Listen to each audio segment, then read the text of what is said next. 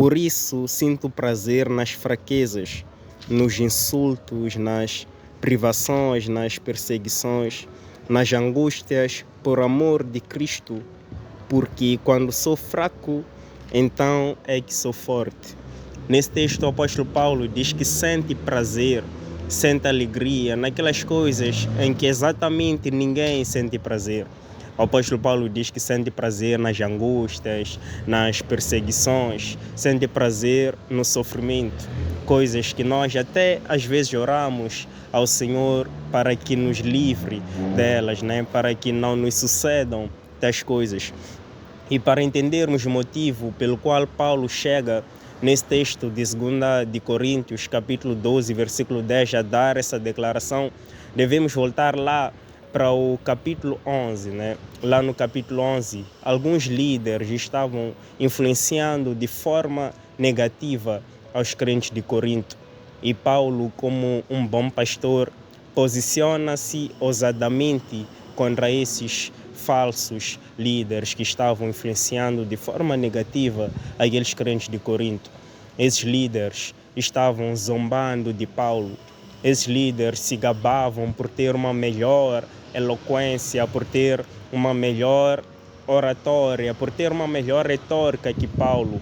Eles se orgulhavam por terem uma presença, né, uma presença melhor que a presença de Paulo.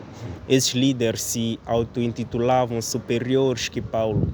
E Paulo, lá no versículo 5 do capítulo 11, chama esses líderes de super apóstolos, usando uma linguagem claramente irônica, uma vez que aqueles líderes estavam se auto-intitulando superiores que Paulo. Eles se gabavam dos seus títulos, se gabavam, né, dos seus status, se gabavam por ter uma melhor retórica que Paulo, uma melhor eloquência.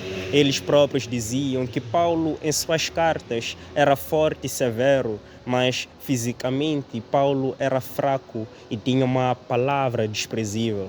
Ou seja, em outras palavras, eles estavam a dizer que Paulo, fisicamente, pessoalmente, não sabia se expressar, mas em suas cartas ele escrevia de maneira elegante, de forma elegante. E devido a tudo isso, Paulo começa uma defesa para mostrar que existia a diferença entre ele, que era verdadeiro apóstolo de Cristo, e aqueles super apóstolos que se diziam serem superiores que Paulo. E Paulo, em vez de se exaltar como eles, Paulo se humilhara como Cristo.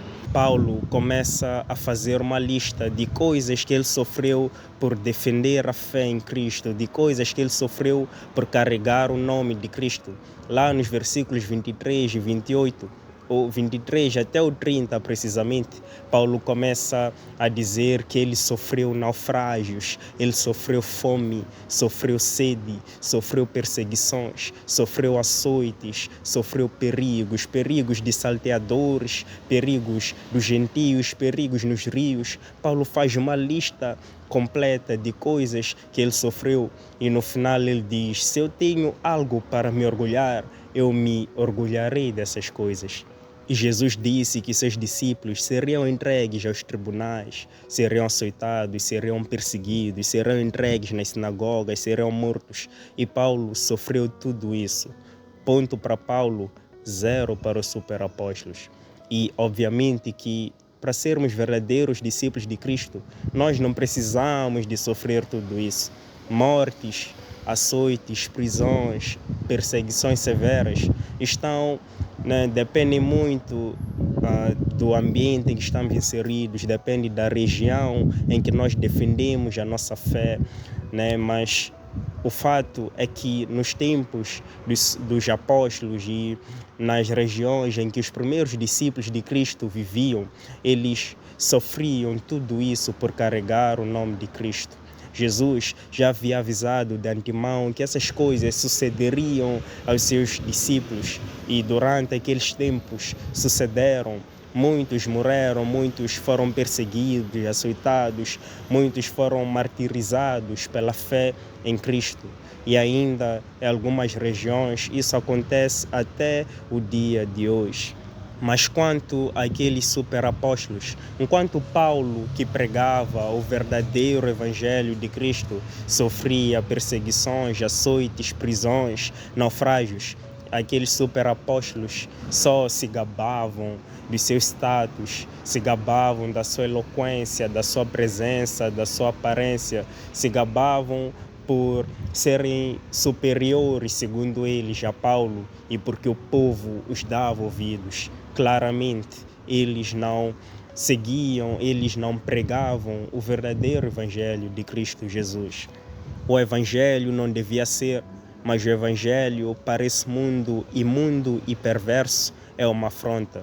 Um mundo em que a Bíblia chama de geração incrédula, mundo tenebroso, geração má e adúltera, filhos da desobediência, filhos da ira, cegos pelo Deus desse século, inimigos de Deus, povo de dura cerviz, ovelhas sem pastor.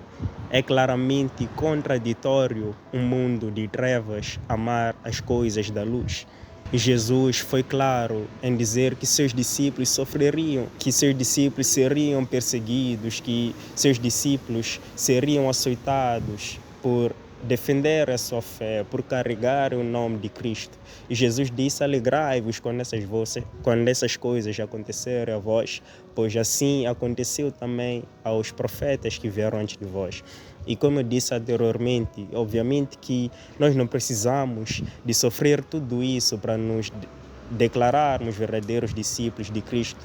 Isso depende muito da região em que nós defendemos a nossa fé. Mas o fato é que quem não sofre mártir, quem não sofre açoites, prisões por defender a fé em Cristo, pode esperar ser injuriado, caluniado, pode esperar ser excluído, né, da sociedade, pode esperar diversas coisas, né? O mundo das trevas se levanta contra os seres de luz. E Jesus sempre deixou claro o que significa segui-lo. Ele nunca mostrou um caminho de facilidade, tanto que ele próprio disse: avaliem o custo. É negar a si mesmo, é renunciar, é sofrer nesse mundo por carregar o meu nome. Mas ele também deixou claro que quando a angelical trombeta nesse mundo estrugir e ouvirmos Jesus, nosso nome, chamar, dizendo: vinde benditos do meu Pai, vai valer a pena.